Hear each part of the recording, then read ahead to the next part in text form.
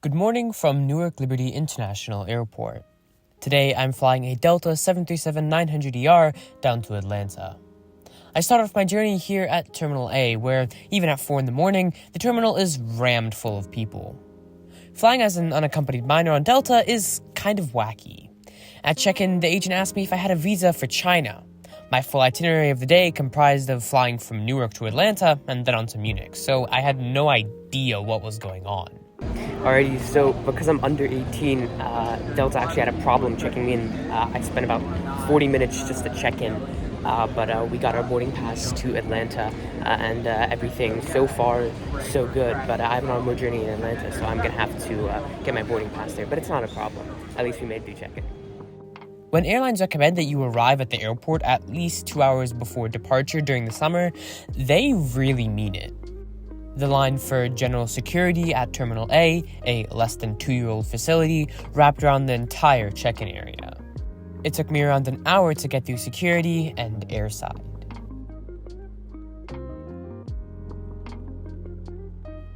Delta operates out of gates A3 through A6 at Terminal A, though the airline primarily uses gates A3 through A5 for Minneapolis and Atlanta flights, and gate A6 for Detroit and Salt Lake City flights. Basking in the morning sun at gate A3 is November 949 Delta Zulu, a beautiful 11-year-old 737-900ER originally delivered to Malaysian carrier Malindo Air in June of 2013. The aircraft entered Delta's fleet and was subsequently retrofitted for almost 2 years between November of 2021 and May of 2023.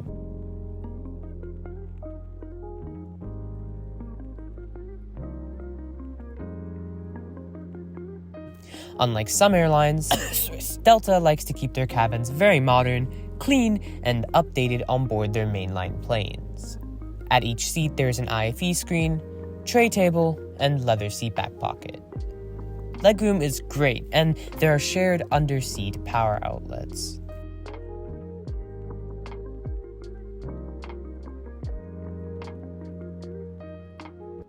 Shortly before takeoff out of runway 22 right at Newark, the flight attendants came around handing out earbuds for free, which come in their own little zippy bag for you to take along and use on your next flight. A win for the environment, and pretty neat on Delta's part. Speaking of earbuds, Delta's IFE system is on par with its competitors, featuring tons of movies, TV shows, music, and games for you to choose from. On top of this, Delta employs a modern map tracking software. However, I don't think these little IFEs can run them, as it's very slow and laggy.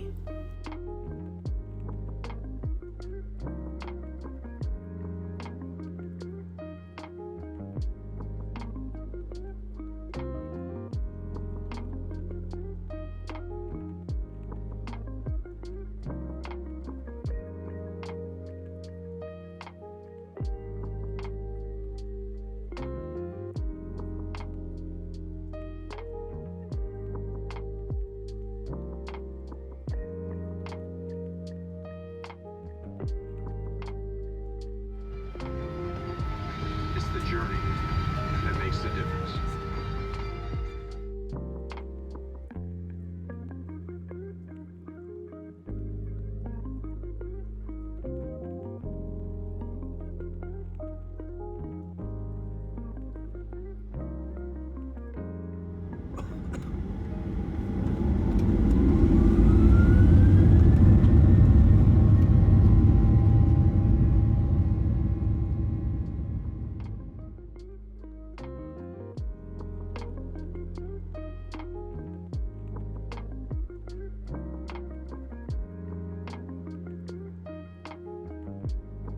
When buying a ticket on the Delta Airlines website, the airline boasts about having free Wi-Fi for SkyMiles members on certain 737s. Well, I'm a SkyMiles member, and this was supposed to be one of those 737s equipped with unlimited free Wi-Fi.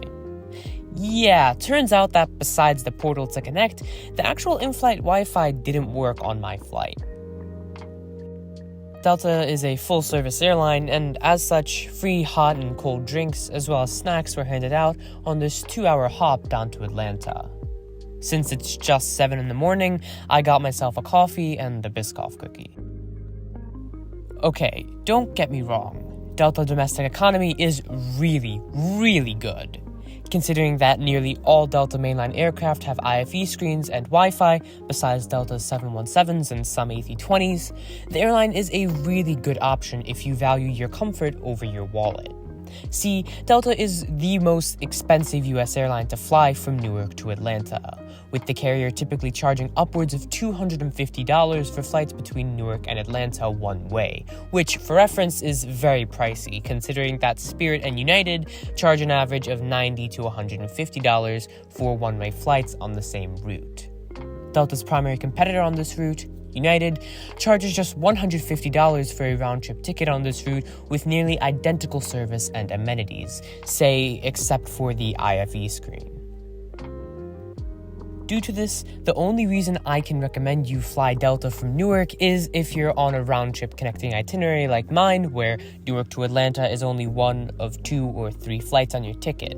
In that case, Delta may be the cheaper option, depending on what your final destination is within the United States or abroad. Despite the price issue, if you do choose to fly Delta over other airlines, you will not be disappointed. Thank you for watching this video. If you want to see more content like this, please like, subscribe, and comment down below. It encourages me to make more videos like this. Thank you for sticking around, and I will see you in the next video.